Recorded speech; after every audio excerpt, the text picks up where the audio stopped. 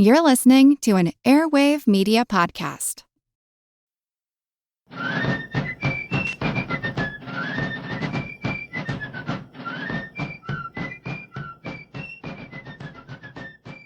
Hello, and thank you for joining the American Revolution. Today, episode 177, The Republic of Vermont. In March 1778, the Vermont legislature was elected and met for the first time. Now, this was significant because no one, not even the other 13 states, recognized Vermont as an independent state.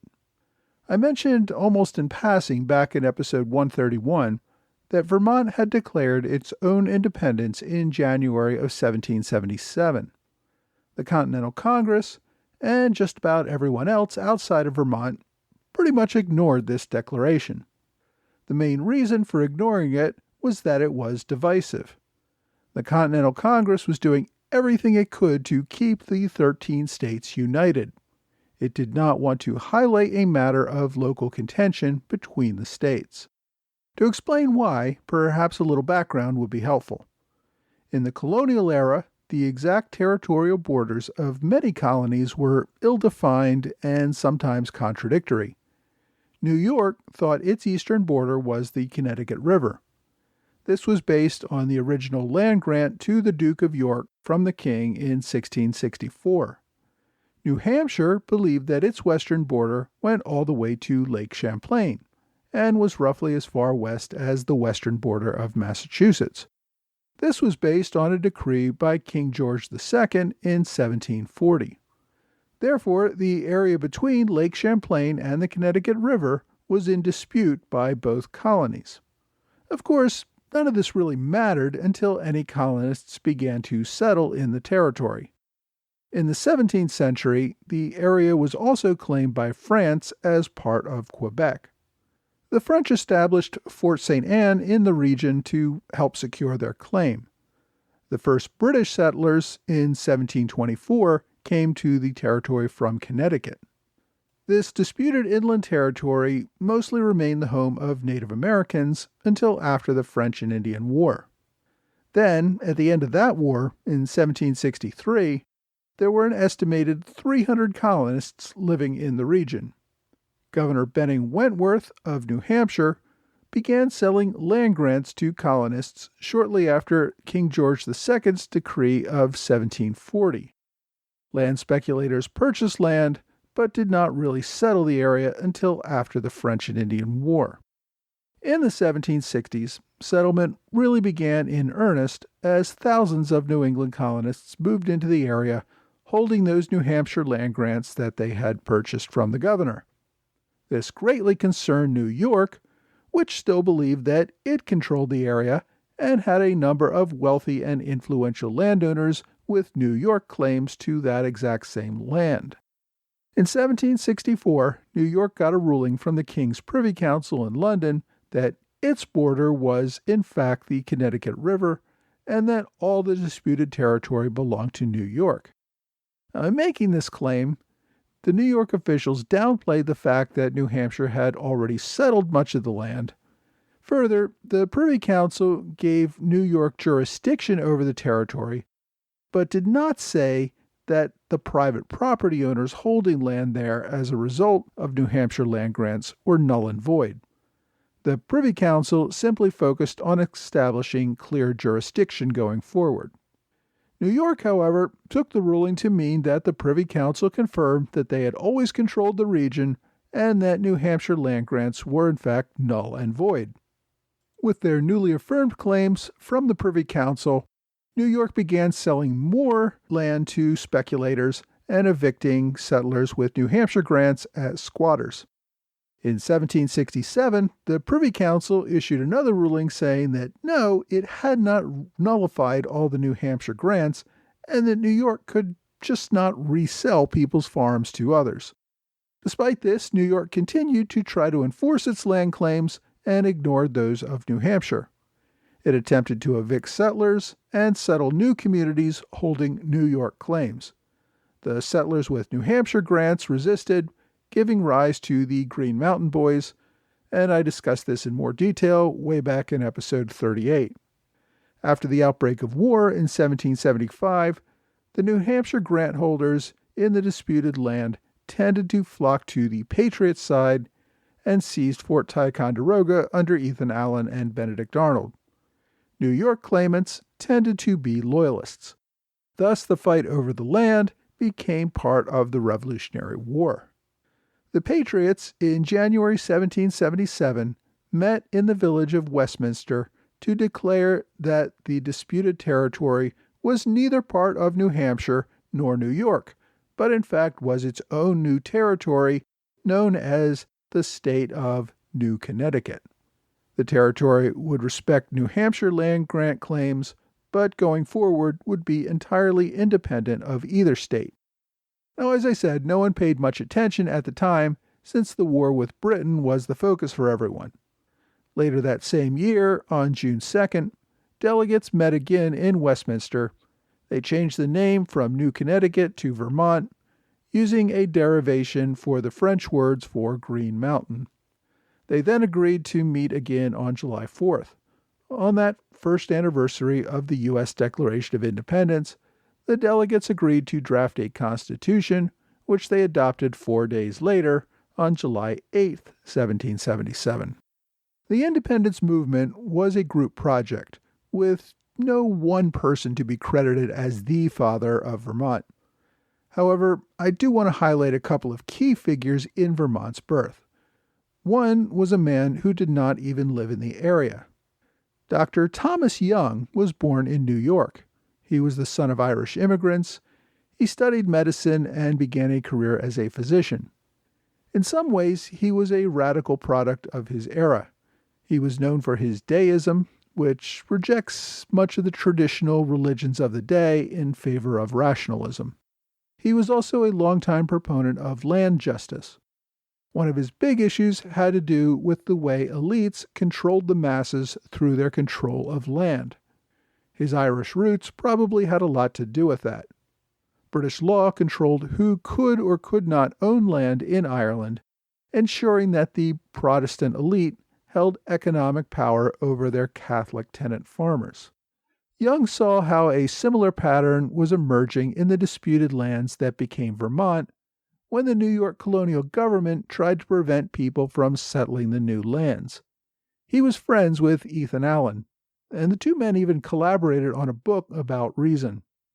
In 1764, Young wrote a pamphlet called Reflections on the Disputes Between New York, New Hampshire, and Colonel John Henry Lydius. This book attacked New York's policies on the ownership of the disputed lands. Now, I'm not sure if it was directly because of this publication, but shortly after this, Young left New York for Boston. There, he was a member of the Sons of Liberty and a leading member of the Radical Committee of Correspondence. He became good friends with Samuel Adams and was an early radical leader of the Patriot cause. Many believe Young was a key organizer of the Boston Tea Party. Like many leaders, he created an alibi for himself during the actual destruction of the tea. At the time, he was giving a lecture at the Old South Meeting House on the bad health effects of drinking tea.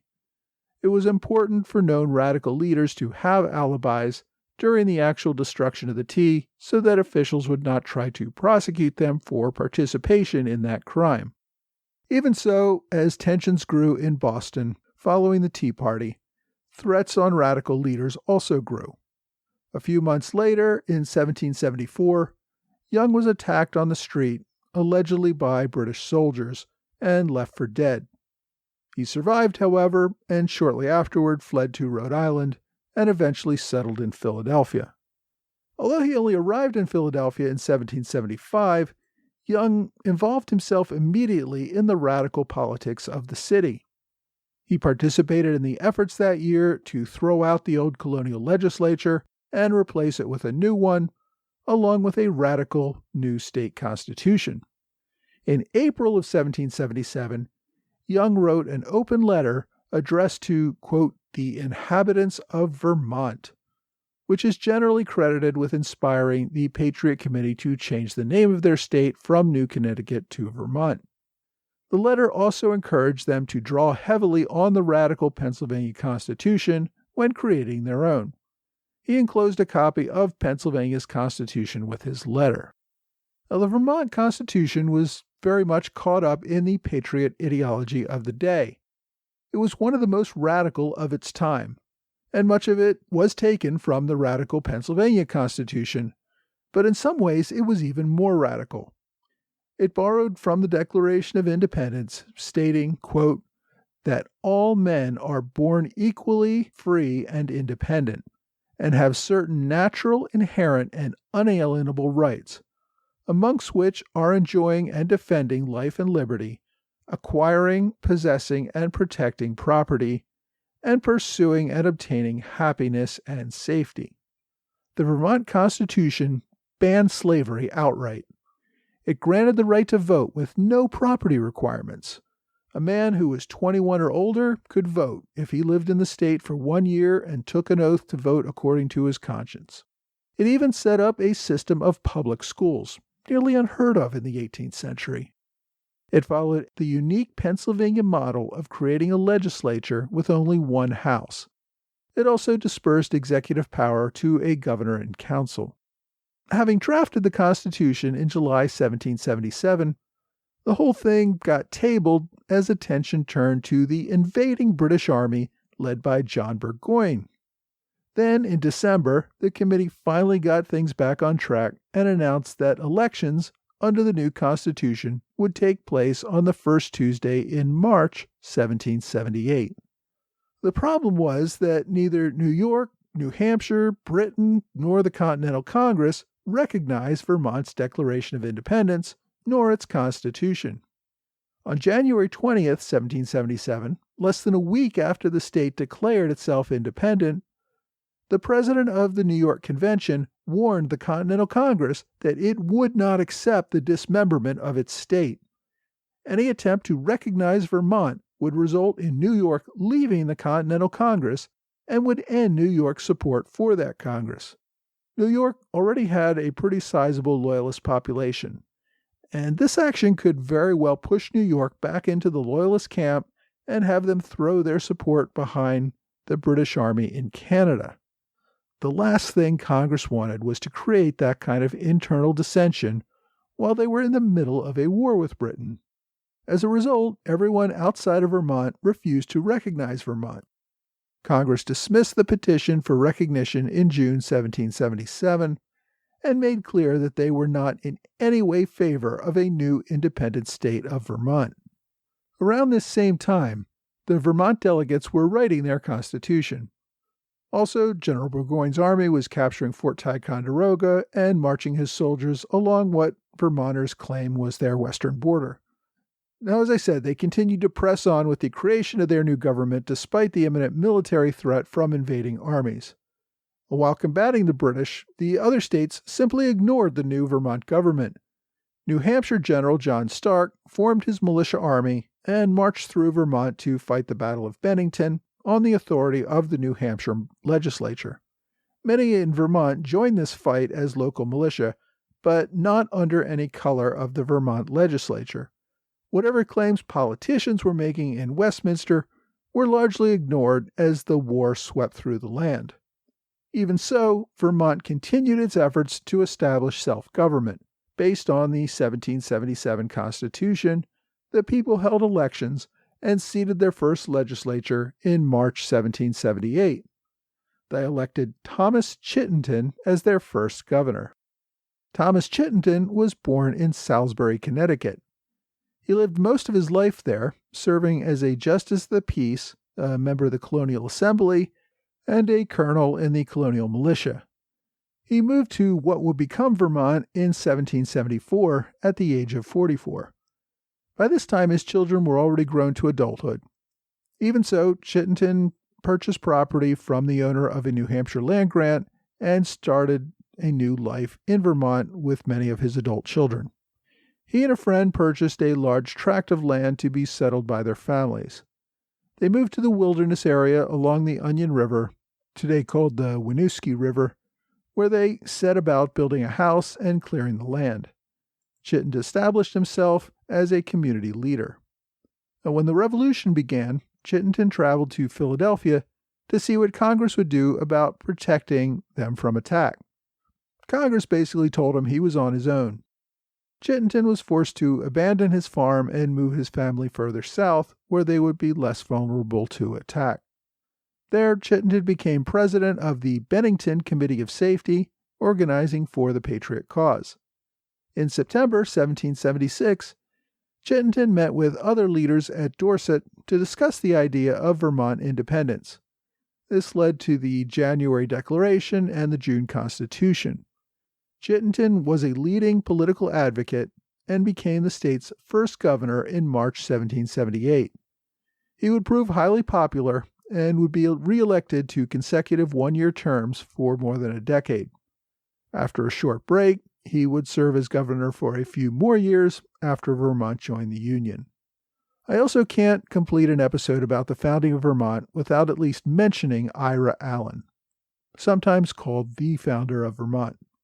Ira Allen was the younger brother of Ethan Allen. He joined his brother in the New Hampshire grants in 1770 and fought with the Green Mountain Boys. He was one of the men who participated in the attack on Fort Ticonderoga in 1775, and he also participated in the Siege of Quebec. After the British took back Canada in the spring of 1776, Allen returned to his home and got more directly involved in the Vermont Independence movement. He attended the conventions and became an ally of Thomas Chittenden, strongly opposing any further political affiliation with New York. He served as secretary of the Committee of Safety, which served as the de facto government until implementation of the Constitution. Allen became one of the leading advocates for Vermont independence. So when in May 1776 the Continental Congress advocated for states to form their own governments because royal governments had failed to protect the interests of the people, Allen used that same logic to argue that New York had failed to protect the interests of the people of the New Hampshire grants. Therefore, those people were entitled to set up a new government that would protect those interests. Although Congress never intended for Vermont to set up its own government, Allen effectively used Congress's resolutions to convince his neighbors that Congress would be supportive of this effort at self-government. It helped to convince people to support the movement overall. Of course, the fact that New York's new constitution reaffirmed its land claims in Vermont and the application of quit rents on those living there also affirmed the desire of many to declare independence from New York. With Burgoyne's invasion, Allen worked to coordinate defenses, mostly with New Hampshire and General Stark. He did what he could to assist with men and supplies, even though his position was given no formal recognition by other state leaders. Following the first state election of 1778, Allen served as Vermont state treasurer. The state got most of its revenue by seizing the property of loyalists and then selling it at auction. Allen would continue to serve Vermont in a variety of ways in following years, efforts that will perhaps be the topic of future episodes. Vermont officials fighting for their recognition as an independent republic would go on for years. It was not just New York that opposed this. In the summer of 1778, 16 towns on the eastern side of the Connecticut River in New Hampshire voted to secede from New Hampshire and join the Republic of Vermont. The argument that the towns used was that the Continental Congress's Declaration of Independence, removing British rule, reverted everything to a state of nature.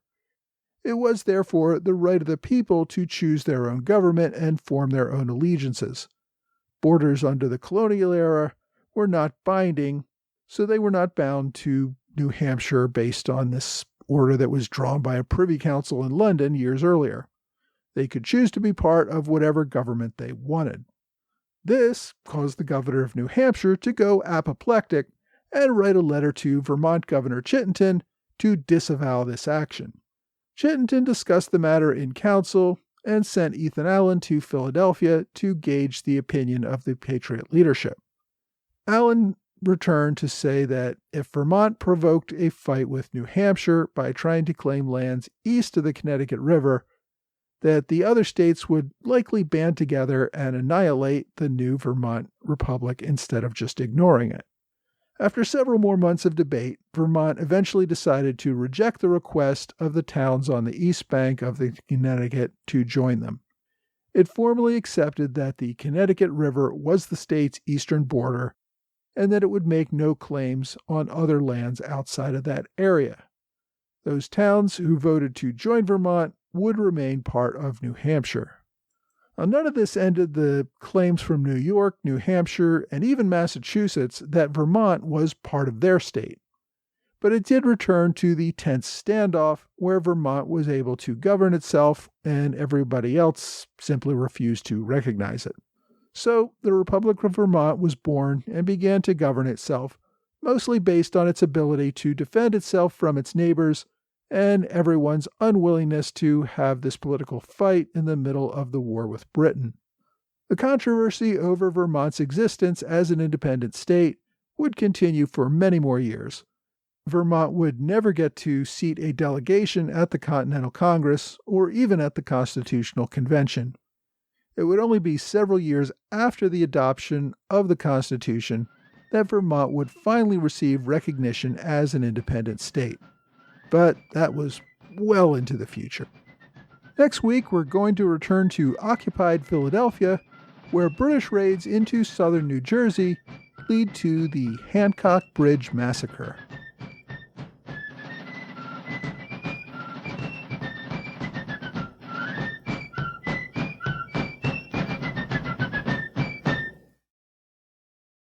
Hey, thanks for joining the American Revolution Podcast After Show. My continued thanks to Trey Nance and George Davis for their continued support at the Alexander Hamilton Club level on Patreon, as well as all of my other supporters on Patreon. Also thanks to Pete Waddell, Paul Kallenberger, Richard Huber, Anna Carr, and Ryan Johnson for their one-time contributions via PayPal. I am so grateful for everyone who can support the costs of this podcast as it grows. I really want to keep it free for those who cannot afford to provide financial support, so your generosity makes that possible. Also, this week I've been continuing to update my bookshop.org book lists.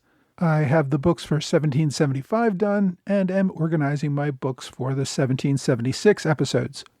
As a reminder, bookshop.org is a great way to support independent bookstores and authors while still having the convenience of online shopping. Finally, I am beginning to build a mailing list for this podcast, which I want to use to keep everyone up to date on other interesting events and upcoming episodes. I'm running 2 raffles actually right now for anyone who signs up for my mailing list. And if you go to my website or the bottom of the current blog episode, you can get more details on how to sign up and how to enter the raffles. This week, I talked about the founding of Vermont. Of course, Vermont would go on to become the 14th state long after ratification of the Constitution by the original 13. However, this path was far from obvious at the time in 1777 and 78. All sorts of factions outside of Vermont wanted to ignore this issue since it was, as I said, potentially so divisive. The issue of Vermont independence had the potential to destroy the Union before it was even fully established. So everyone thought, let's bury our heads in the sand and deal with this at a later time. But had they not done so, just imagine what would have happened if popular opinion in New York turned in favor of Britain in order to retain that state's control of Vermont. It would have divided the Union at a critical time, and if New York pulled out, there would have been no contiguous union of states. There were, of course, a great many other land disputes between the states, and this really could have become a wedge issue that broke apart the Union forever. So, in this case, procrastination was exactly the right strategy. Congress simply ignored Vermont's claims for independence and kept the 13 states focused on defeating Britain and gaining their own independence. When the United States Congress finally did turn its attention to this matter in the 1790s, it was forced to do so because a frustrated Vermont was seriously considering overtures by the British in Canada to make Vermont an independent state within Canada. And that will probably be a topic of a future episode if I get that far in this whole process. Now, state border disputes could have become the issue that destroyed the Union and resulted in war between the states. It is a testament to the leadership of the time that they successfully navigated these issues and eventually convinced state leaders to compromise on these land issues rather than go to war. The Union of States had a very real and tangible value to the survival of the individual states, and they had to make hard political choices in favor of maintaining that union. Another big issue that Vermont raised that the other states were ignoring was that of slavery. Again, Congress ignored the divisive issue of slavery in favor of keeping the Union together. Vermont was the only state to completely outlaw slavery during the war. Today, it's popular to sneer at the founders for being a bunch of slave owners who refused to end slavery. The truth is, there was not a significant anti-slavery movement before the war. Even the Quakers were conflicted on the idea of abolition a generation earlier. People often forget just how revolutionary the idea of all men created equal really was. The idea that nobles and commoners had no distinctions at birth was just not accepted in the Western world at this time. Now, the founders saw that slavery was incompatible with the ideas they espoused. But they also saw that trying to change that in the middle of a struggle for survival would only result in everything going back to British control. They were still trying to establish the idea that free men were equal to that of nobles, so they weren't really focused on slaves being equal to that of freemen. They saw that eventually this would have to change to be consistent with their ideals, but the pace of change had to be slow or it was not going to move forward at all, and in fact would probably move backwards. So while a new state like Vermont could end slavery, older states that had a legacy of slavery would have to find a way to end that institution that did not destroy the wealth of the most powerful people in those states. Now, after the war, the northern states all abolished slavery, some taking a generation or two to fully phase it out. Of course, as we know, the southern states ended up doubling down on slavery and had to be dragged kicking and screaming out of the institution a few generations later. But the important thing to remember is that it was the ideals of the Revolution that set the wheels in motion for abolition a few generations later. Vermont's constitution was a good indicator of where things were headed, not just with slavery. Vermont was also a leader in universal male voting, something else that also gets sneered at today for being insufficient, but which was a leap forward ahead at the time.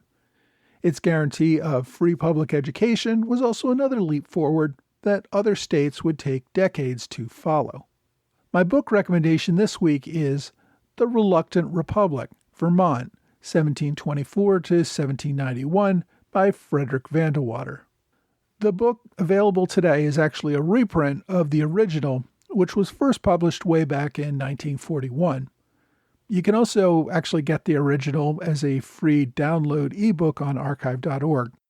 Usually for my book recommendation, I like to have something a little more current, but this is unfortunately an area that has not been a topic of coverage in recent years. Vandewater's book covers the first European settlements in Vermont through the establishment of statehood, and despite its age, it gives a good comprehensive look at the topic. Vandewater was primarily known as a novelist, but he's written several good local histories as well. My online recommendation this week is a short biography of Thomas Young, who is a fascinating, if forgotten, founder in his own right. And again, there's not much out there about Young. In fact, most of you will probably get confused with Thomas Young of England, who was a scientist in the early 19th century. These men are not related in any way. The biography that I found of Thomas Young of the Revolution is a short presentation about Young found in volume 11 of the Publications of the Massachusetts Colonial Society, published in 1910. And of course, this is available on archive.org as an ebook. One of a few reasons that Young is probably overlooked is that his views on land ownership are a forerunner of many of the same criticisms levied by Marxists in the 19th and early 20th century. Now, I will note that appreciating the injustice of some land distribution does not inevitably lead to a Marxist solution, so I wouldn't call Young a proto-Marxist or anything like that. It is interesting to note, though, that the problems caused by unfair land distribution has been the topic of many revolutions since long before Karl Marx was born and afterwards as well. Thomas Young's views were radical for his time and might even be considered radical today, but I think it's worth understanding what his criticisms were and how elite powers have used land ownership to keep the masses under control. You can find Volume 11 of the Publications of the Massachusetts Colonial Society on archive.org, as I said, but it's really a tedious process because archive.org does not make finding a specific volume in a multi-volume set very easy. So, of course, as I always do for my online recommendations, I've provided a direct link at the bottom of the blog entry for this episode. And you can find that at blog.amrevpodcast.com. Well, that's all for this week. I hope you will join me again next week for another American Revolution podcast.